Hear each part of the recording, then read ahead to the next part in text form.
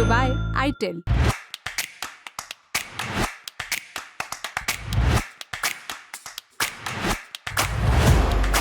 नमस्कार, मेरा नाम उपासना है और आप देख रहे हैं द लंदन टॉप का डेली फाइनेंशियल बुलेटिन खर्चा पानी। अमेरिका में अडानी ग्रुप के चेयरमैन गौतम अडानी समेत 8 लोगों पर 2000 करोड़ रुपए से ज्यादा की रिश्वतखोरी का आरोप लगा है।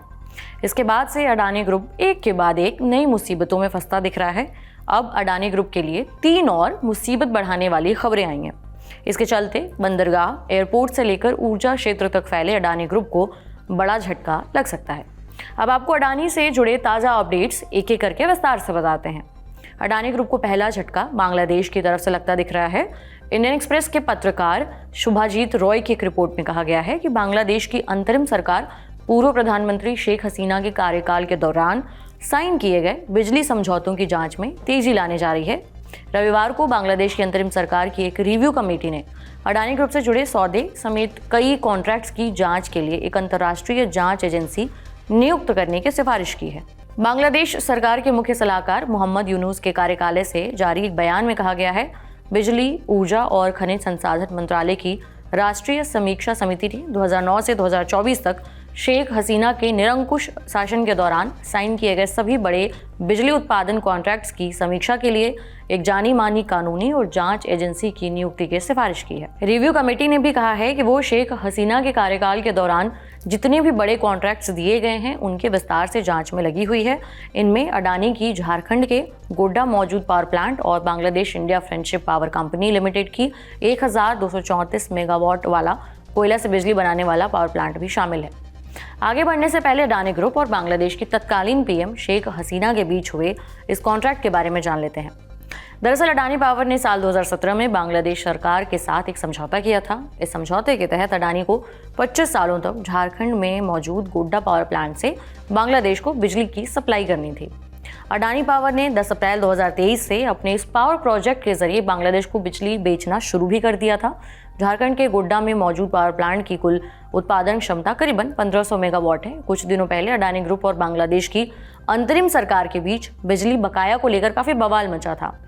9 सितंबर को फाइनेंशियल टाइम्स ने एक रिपोर्ट छापी थी। इसमें बताया गया था कि बिजली आपूर्ति को लेकर बांग्लादेश पर अडानी ग्रुप का करीबन 4200 करोड़ रुपए बकाया है। बांग्लादेश के अलावा श्रीलंका में भी अडानी ग्रुप का प्रोजेक्ट फंसता दिख रहा है। इंडियन एक्सप्रेस की ही रिपोर्ट बताती है कि अनुराग कुमारा दिसानायके के नेतृत्व वाली श्रीलंका सरकार ने देश में चल रहे अन्य सभी निवेशों के अलावा मुन्नार और पुनरी में अडानी ग्रीन एनर्जी लिमिटेड की पवन ऊर्जा परियोजना को लेकर अभी तक आखिरी फैसला नहीं लिया है। श्रीलंका के दैनिक दी संडे मॉर्निंग से बात करते हुए सिलोन इलेक्ट्रिसिटी बोर्ड के प्रवक्ता इंजीनियर धनुष्का पराक्रम सिंघे ने इस बात की पुष्टि की कि अडानी के इस ऊर्जा प्रोजेक्ट की समीक्षा की जा रही है। उन्होंने कहा कि पवन ऊर्जा परियोजना से संबंधित प्रस्ताव जल्द ही आगे विचार विमर्श के लिए श्रीलंका की कैबिनेट को सौंपा जाएगा।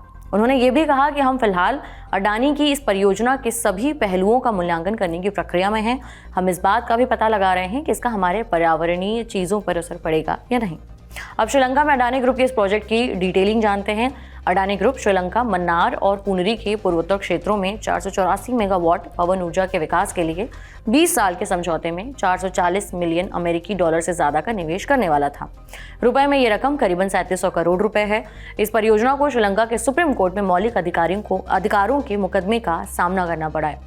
श्रीलंका के विदेश मंत्री विजिता हिराथ ने कुछ समय पहले मीडिया को जानकारी दी थी कि जिस रेट पर श्रीलंका की सरकार ने अडानी से बिजली खरीदने को लेकर समझौता किया है उसकी दरें ज्यादा हैं। इससे श्रीलंका को वित्तीय नुकसान होगा। राष्ट्रपति अनुराग कुमारा दिसानायके ने 21 सितंबर को होने वाले राष्ट्रपति चुनाव से पहले वादा किया था कि अगर वो सत्ता में आते हैं तो इस परियोजना को रद्द कर देंगे। वहीं अडानी ग्रुप को तीसरा बड़ा झटका फ्रांस की मल्टीनेशनल कंपनी टोटल एनर्जी ने दिया है। टोटल एनर्जी ने कहा है कि अब वो अडानी ग्रुप की कंपनियों में किसी भी तरीके का नया निवेश नहीं करेगी। टोटल एनर्जी ने यह कदम अडानी ग्रीन एनर्जी लिमिटेड के कुछ अधिकारियों पर लगे भ्रष्टाचार के आरोपों के मद्देनजर लिया है। फ्रांस की इस कंपनी का कहना है कि करप्शन पर कंपनी की पॉलिसी जीरो टॉलरेंस की है।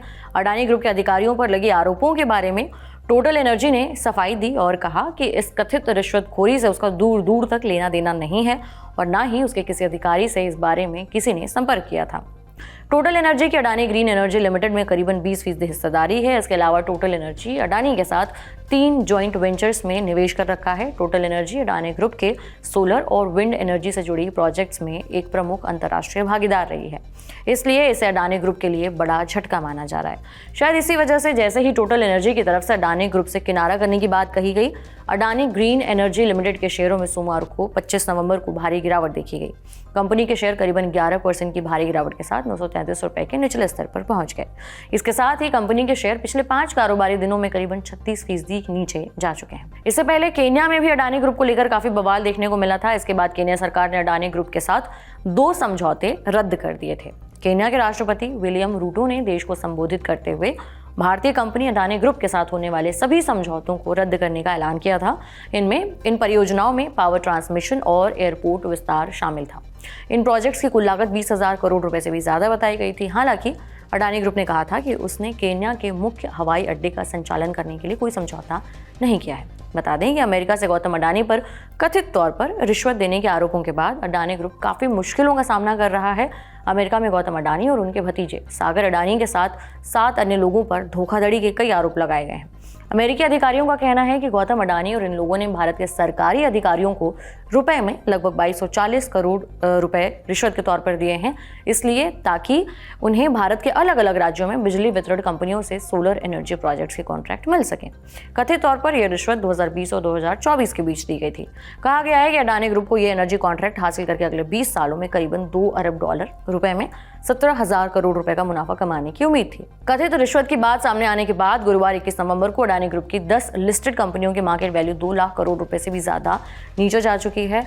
इन आरोपों के कारण अडानी ग्रुप के शेयरों को लेकर निवेशकों में इतनी घबराहट देखने को मिली कि 2023 की शुरुआत में हिंडनबर्ग रिसर्च रिपोर्ट आने के बाद से जो उसके ग्रुप के शेयरों में गिरावट हुई थी, उसके बाद से ये दूसरी बार अडानी ग्रुप के शेयरों में इतनी बुरी तरह से नुकसान देखने को मिला है। इससे पहले जब जनवरी 2023 में अमेरिकी शॉर्ट सेलर हिंडनबर्ग की रिपोर्ट आई थी, उस समय अडानी ग्रुप की कंपनियों की मार्केट वैल्यू लगभग 1 लाख करोड़ रुपए घट गई थी।